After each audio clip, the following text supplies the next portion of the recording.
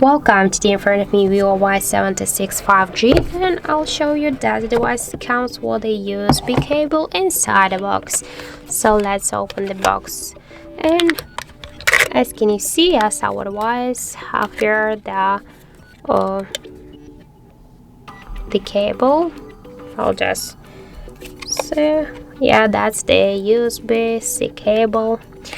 So yeah, our device comes with a USB-C cable inside the box by default. That's it. Thank you for watching, and if you find this video helpful, don't forget to leave a like, comment, and to subscribe our channel.